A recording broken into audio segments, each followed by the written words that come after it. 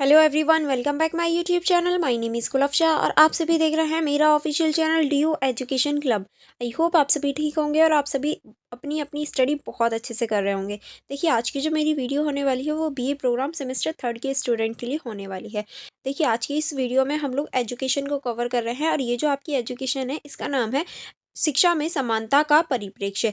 देखिए, इस एजुकेशन के हम इम्पॉर्टेंट क्वेश्चंस कवर कर रहे हैं फुल बुक के। तो इसके पूरी ही फुल बुक के मैंने आपको already part 1, part 2 and part 3 already बनाकर दे दिए हैं। तो अगर आपने वो वीडियोस चेक नहीं करी हैं तो आप उन्हें चेक कर लीजिए, क्योंकि इसमें इंपॉर्टेंट क्वेश्चंस देखने को मिलेंगे।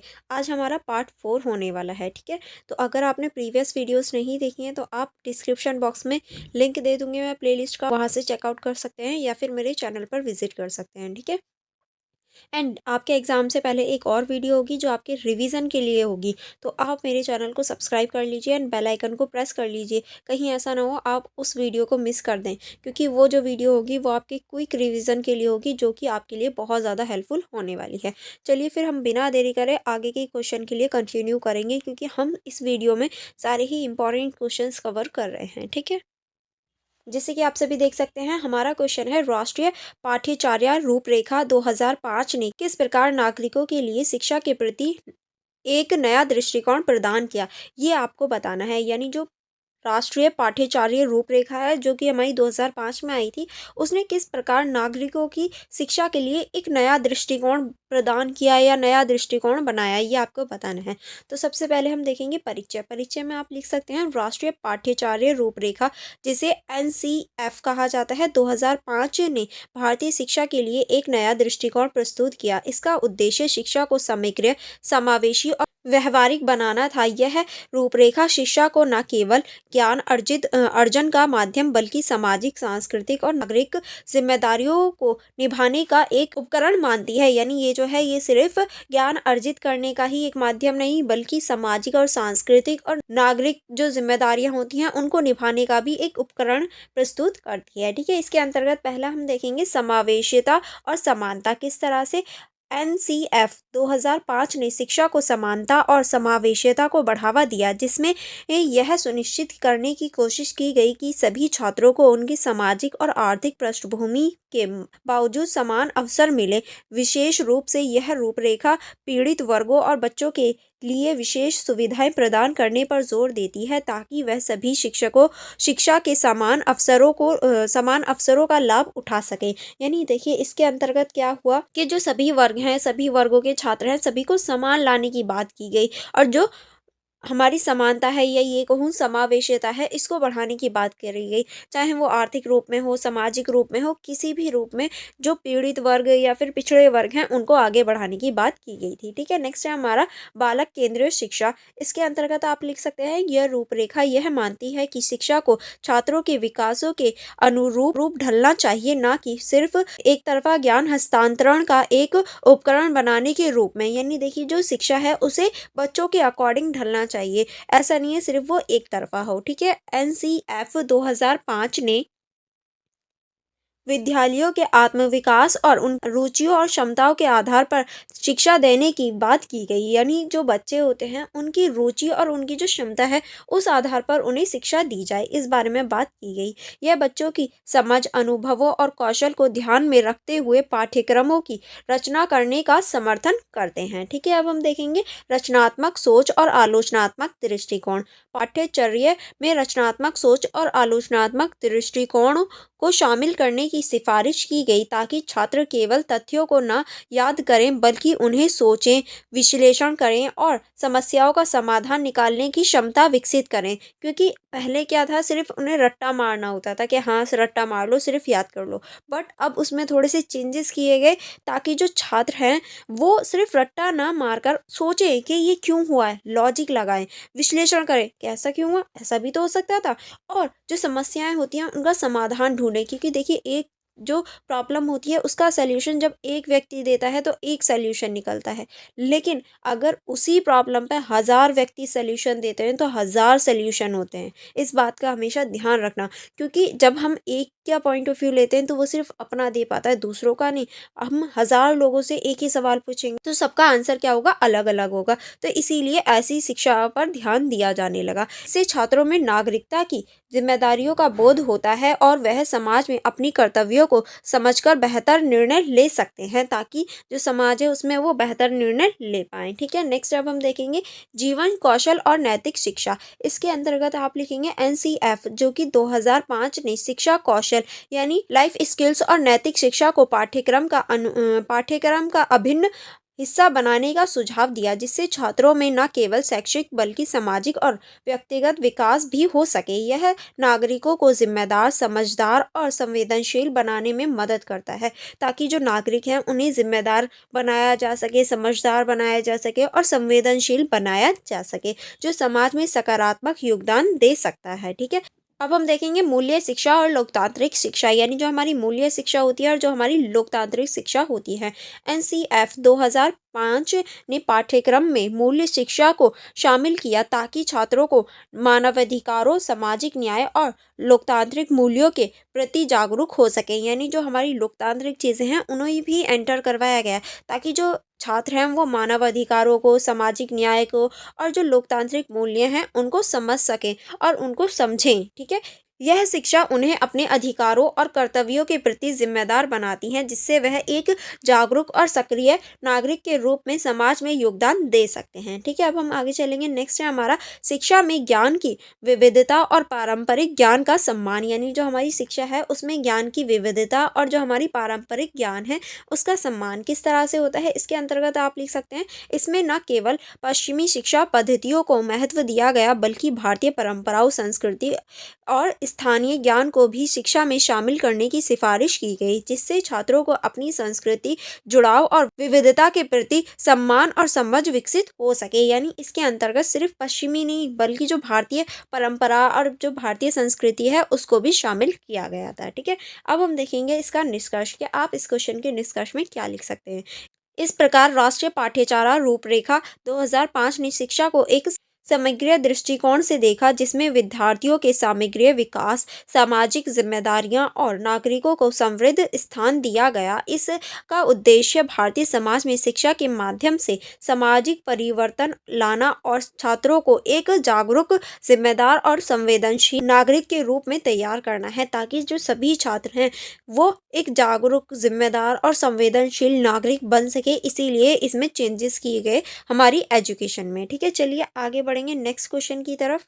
नेक्स्ट क्वेश्चन है हमारा, भारतीय साहित्य क्षेत्र में एक विधा के रूप में दलित साहित्य के विकास में अंबेडकर का क्या योगदान है। यानी इस क्वेश्चन के अंतर्गत आपको बताना है भारतीय साहित्य के क्षेत्र में जो दलित साहित्य है उसमें जो अंबेडकर जी का योगदान है वो आपको बताना है। तो इसका जो स्टार्टिंग है वो आप इस तरह से लिखेंगे, दलित साहित्य के विकास में डॉक्टर भीमराव अंबेडकर का योगदान। किस तरह से योगदान था, तो हम इसी को स्टेप बाय स्टेप देखेंगे। पहले हम देखेंगे परिचय। परिचय में आप लिख सकते हैं, भारत में सामाजिक असमानता, जातिवाद और शोषण की लंबी परंपरा रही है। डॉक्टर भीमराव अंबेडकर ने इन समस्याओं को समझा और समाज में समानता, न्याय और सम्मान की दिशा में संघर्ष किया। इसके विचारों और कार्यों ने दलित साहित्य के विकास में महत्वपूर्ण योगदान दिया। डॉक्टर अंबेडकर ने न केवल भारतीय समाज की संरचना को समझा, बल्कि उन्होंने दलितों के अधिकारों के लिए संघर्ष किया। क्योंकि देखिए जो डॉक्टर अंबेडकर हैं उन्होंने सबसे ज़्यादा जो दलितों के अधिकारों के लिए संघर्ष किया था वो डॉक्टर अंबेडकर ने ही किया था, क्योंकि इन्होंने इन्हें संविधान में भी आरक्षण दिया ताकि इन लोगों का विकास हो सके और समाज में बदलाव लाने के लिए शिक्षा और राजनीतिक सशक्तिकरण की आवश्यकता को स्वीकार किया था। इनके विचारों का दलित साहित्य पर गहरा प्रभाव पड़ा, जो आज भी दलित समुदायों की आवाज़ बनकर सामने आता है। ठीक है, चलिए आगे बढ़ेंगे। आगे अब हम देखेंगे, आगे आप इसके अंतर्गत लिख सकते हैं। पहला आप लिखेंगे जातिवाद और दलित उत्पीड़न पर डॉक्टर भीमराव अंबेडकर का दृष्टिकोण। यानी जो जातिवाद होता है और जो दलित उत्पीड़न होता है उस पर डॉक्टर भीमराव अंबेडकर का क्या दृष्टिकोण है।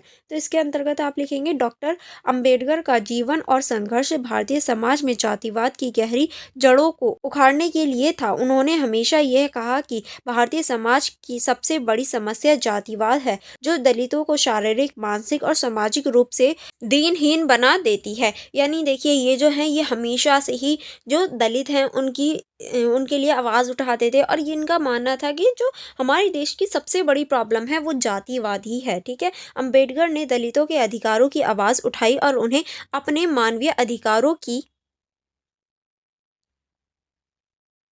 पहचान दिलाई। उन्होंने हिंदू धर्म की आलोचना करते हुए बौद्ध धर्म अपनाया ताकि दलितों को एक नया जीवन मिल सके, क्योंकि ये भी हिंदू थे, बट इन्होंने हिंदू धर्म की आलोचना करते हुए जो बौद्ध धर्म था उसको अपना लिया था। उनका यह कदम दलित समुदायों को एक नई दिशा देने के लिए था, जिससे वह अपने सामाजिक और धार्मिक अधिकारों के प्रति जागरूक हो सकें। ठीक है, उनके इन विचारों ने दलित साहित्य को एक नई दिशा दी। डॉक्टर अंबेडकर के विचारों और कार्यों ने दलित लेखकों को प्रेरित किया वह अपने कहानियां, कविताएं और निबंधों के माध्यम से अपने उत्पीड़न और संघर्ष को उजागर करें। यानी डॉक्टर भीमराव अंबेडकर ने ही जो दलित के लेखक हैं, यानी दलित लेखक हैं, उन्हें प्रेरित किया कि वो अपनी कहानियां लिखें और अपनी जो कविताएं हैं, निबंध हैं, उनमें अपने उत्पीड़न और संघर्ष को लिखें। उनके विचारों ने दलित लेखकों को यह विश्वास दिलाया कि वह भी समाज में समान और बराबरी की जगह के हकदार है। यानी उन्हीं के विचारों और उन्हीं की वजह से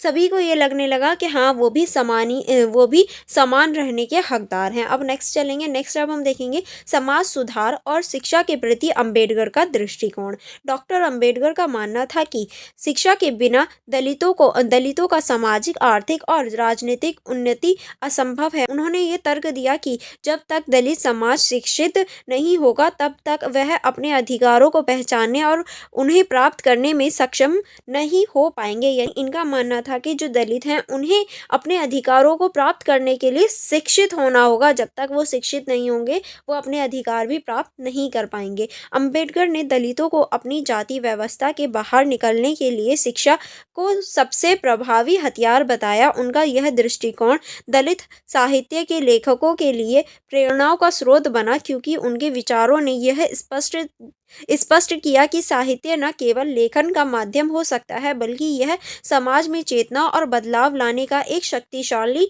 उपकरण भी हो सकता है। क्योंकि साहित्य सबसे ज़्यादा शक्तिशाली उपकरण है। अगर हमें समाज में बदलाव लाना है तो हम साहित्य के माध्यम से बदलाव ला सकते हैं। ठीक है, तो इस तरह से इन्होंने बहुत ज़्यादा योगदान दिया था। अब हम देखेंगे अंबेडकर की शिक्षा के प्रति प्रतिबद्धता ने दलित साहित्य के विकास को इस प्रकार प्रभावित किया कि लेखकों ने अपनी रचनाओं में शिक्षा, सामाजिक जागरूकता और समानता के महत्व को प्रमुख रूप से उठाया। डॉक्टर अंबेडकर के विचारों के आधार पर दलित लेखकों ने अपने लेखन में जातिवाद, सामाजिक असमानता और उत्पीड़न के खिलाफ एक संघर्ष को उजागर किया था। ठीक है, आगे चलेंगे। आगे अब हम देखेंगे नेक्स्ट पॉइंट, आप इसमें लिख सकते हैं दलितों के अधिकारों और सशक्तिकरण। यानी दलित जो हैं उनके अधिकारों और जो सशक्तिकरण है उसको किस तरह से देखा, चलिए देखेंगे। इसके अंतर्गत आप लिख सकते हैं डॉक्टर अंबेडकर का मानना था कि दलितों को अपने अधिकारों के लिए संघर्ष करना चाहिए, और यह संघर्ष किसी भी रूप में असीमित या भेदभाव को सहन नहीं करेगा। इनके विचारों ने दलित साहित्य के लेखकों को यह समझाया कि केवल राजनीतिक या सामाजिक क्रांति से ही बदलाव नहीं आता, बल्कि साहित्य और कला के माध्यम से भी एक गहरी और स्थायी क्रांति लाई जा सकती है। ठीक है, अंबेडकर के इन विचारों ने दलित लेखकों को यह प्रेरित किया कि वह अपने साहित्य के माध्यम से दलितों के संघर्ष और उनके अधिकारों की आवाज़ उठा सकते हैं। ठीक है, चलिए आगे बढ़ेंगे। आगे आप इसमें लिखेंगे, इस प्रकार डॉक्टर अंबेडकर ने दलित साहित्य को अपनी पहचान देने में महत्वपूर्ण भूमिका निभाई। उन्होंने दलितों के शोषण और उत्पीड़न के खिलाफ अपनी आवाज़ उठाई, जो दलित साहित्य में प्रतिध्वनित हुई। दलित लेखकों ने अपने लेखन के माध्यम से न केवल जातिवाद और सामाजिक असमानताओं की आलोचना की, बल्कि उन्होंने अपने संघर्ष और दर्द और उम्मीदों को भी शब्दों में व्यक्त किया था। ठीक है, ताकि जो उनके साथ जो संघर्ष हो रहा था या उनके साथ जो भेदभाव हो रहा था उसको खत्म किया जा सके, और उस तरह से संघर्ष कर रहे थे वो समाज में दिखाया जा सके। ठीक है, नेक्स्ट पॉइंट चलेंगे। नेक्स्ट आप इसमें लिखेंगे डॉक्टर अंबेडकर के प्रेरणादायक विचारों का साहित्यिक प्रभाव, यानी डॉक्टर अंबेडकर के जो प्रेरणादायक विचार हैं उनका साहित्यिक प्रभाव क्या रहा। तो इसके अंतर्गत आप लिखेंगे, डॉक्टर अंबेडकर के विचारों ने दलित साहित्य को केवल एक सामाजिक या राजनीतिक आंदोलन के रूप में नहीं बल्कि एक सांस्कृतिक और साहित्यिक आंदोलन के रूप में भी आकार दिया। इनके दृष्टिकोण ने दलित साहित्य को न केवल एक सांस्कृतिक पुनर्जागरण का माध्यम बनाया बल्कि इसे एक सशक्त संघर्ष के रूप में स्थापित किया। अम्बेडकर के विचारों ने दलित लेखकों को यह समझाया कि उनके लेखन समाज में बदलाव लाने और दलितों की स्थिति को सुधारने के लिए एक शक्तिशाली माध्यम हो सकते हैं। आई होप आपको ये क्वेश्चन समझ में आ गया होगा, क्योंकि ये बहुत ज़्यादा इजी लैंग्वेज में लिखा है।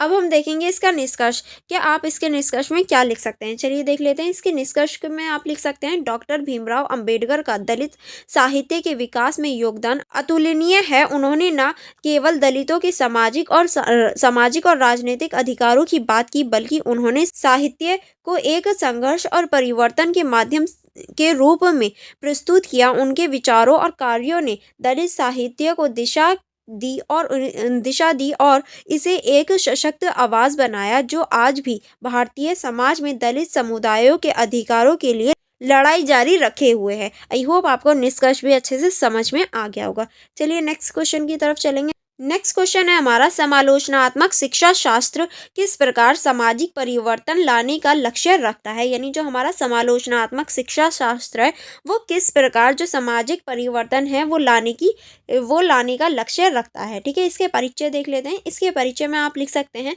समालोचनात्मक शिक्षा शास्त्र एक ऐसा दृष्टिकोण को प्रस्तुत करता है जो शिक्षा को केवल ज्ञान हस्तांतरण का माध्यम नहीं मानता, बल्कि यह समाज में बदलाव लाने का एक प्रभावी उपकरण भी मानता है। क्योंकि ये सिर्फ जो ज्ञान है उसका हस्तांतरण करने का माध्यम नहीं मानता, बल्कि ये जो समाज है उसमें प्रभावशाली या फिर बदलाव लाने का भी माध्यम मानता है। यह दृष्टिकोण शिक्षा के उद्देश्य को सामाजिक न्याय, समानता और लोकतांत्रिक मूल्यों के प्रचार प्रसार के रूप में देखता है। ठीक है, समालोचनात्मक शिक्षा शास्त्र का उद्देश्य न केवल विद्यार्थियों को ज्ञान और कौशल का विकास करना है, बल्कि उन्हें समाज में व्यापक असमानताओं और शोषण के खिलाफ जागरूक करना और उन्हें सक्रिय नागरिक के रूप में तैयार करना है। यानी देखिए, इसका उद्देश्य सिर्फ ये नहीं है कि छात्रों को ज्ञान दे दो और कौशल दे दो, नहीं, जो छात्र हैं उन्हें आलोचनात्मक सोच देना, उन्हें जो चीज़ गलत है उसके खिलाफ लड़ना और एक सक्रिय नागरिक बनाना ही इसका कार्य है। ठीक है, अब हम आगे चलेंगे। आगे अब हम देखेंगे समालोचनात्मक शिक्षा शास्त्र का मूल सिद्धांत। यानी जो हमारा समालोचनात्मक शिक्षा शास्त्र है उसका जो मूल सिद्धांत है वो क्या है। ठीक है, तो इसके अंतर्गत आप लिखेंगे, समालोचनात्मक शिक्षा शास्त्र का प्रमुख सिद्धांत यह है कि वह शिक्षा को समाज के रूपांतरण के लिए एक साधन के रूप में इस्तेमाल किया जाए। यह दृष्टिकोण शिक्षा को पारंपरिक और सामंतीय संरचनाओं से बाहर निकालने, उसे एक सशक्त, आलोचनात्मक और लोकतांत्रिक प्रक्रिया बनाने का प्रयास करता है। यह शिक्षक शिक्षार्थी के रिश्ते को एक साझेदारी के रूप में दिखाता है, जिसमें शिक्षा न केवल ज्ञान देने वाला होता है बल्कि वह छात्रों के विचारों, दृष्टिकोणों और अनुभवों को भी महत्व देता है। ठीक है, चलिए आगे बढ़ेंगे। आगे आप इसमें लिख सकते हैं, शिक्षा को एक शक्ति के रूप में देखना। यानी जो शिक्षा है उसको किस तरह से एक शक्ति के रूप में देखा जा सकता है। आलोचनात्मक शिक्षार्थियों का यह मानना है कि शिक्षा केवल व्यक्तिगत विकास तक सीमित नहीं होनी चाहिए, बल्कि इसे समाज में व्यापक स्तर पर प्रभाव डालने के रूप में देखना चाहिए। यह दृष्टिकोण विद्यार्थियों को उनके अधिकारों, स्वतंत्रता और न्याय के बारे में जागरूक करती है और उन्हें समाज में व्यापक असमानताएं, भेदभाव और शोषण के खिलाफ लड़ने के लिए प्रेरित करती हैं। ठीक है, चलिए आगे बढ़ेंगे।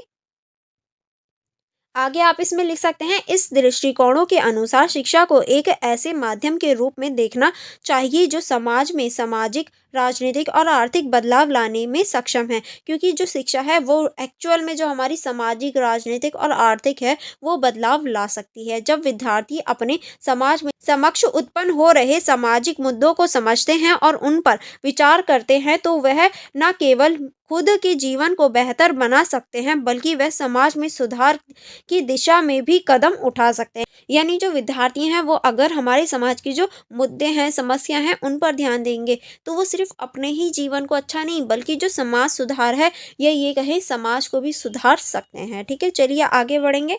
आगे अब हम नेक्स्ट पॉइंट देखेंगे। नेक्स्ट पॉइंट आप इसमें लिख सकते हैं, उत्पीड़न और असमानता के खिलाफ आलोचनात्मक दृष्टिकोण। इसके अंतर्गत आप लिख सकते हैं, समालोचनात्मक शिक्षा शास्त्र का मुख्य उद्देश्य विद्यार्थियों को उत्पीड़न और असमानता के खिलाफ जागरूक करना है। यह दृष्टिकोण छात्रों को यह सिखाता है कि वह समाज में व्यापक असमानताएं जैसे कि जातिवाद, लिंग भेद, शोषण और गरीबी के बारे में गहरे से सोचने और इनका विरोध करें। जब छात्र अपने समाज में व्यापक इन समस्याओं को पहचानने और समझने में सक्षम होते हैं तो वह सक्रिय रूप से इन समस्याओं को समाधान की ओर काम कर सकते हैं। यानी अगर कोई व्यक्ति या छात्र जातिवाद, लिंग भेद, शोषण और गरीबी ऐसे मुद्दों को समझता है तो फिर वो उसके लिए सक्रिय रूप से उससे निपटने के लिए या फिर उसका समाधान ढूंढने के लिए कार्य करने लगता है। ठीक है, चलिए आगे बढ़ेंगे। आगे आप इसमें लिखेंगे, इस प्रकार समालोचनात्मक शिक्षा शास्त्र विद्यार्थियों को समाज में व्यापक सामाजिक असमानताएं और शोषण की समझ और समाधान का अवसर देते हैं, जिससे वह समाज में सुधार और बदलाव की दिशा में सक्रिय रूप से भाग ले सकते हैं। ठीक है, चलिए आगे बढ़ेंगे।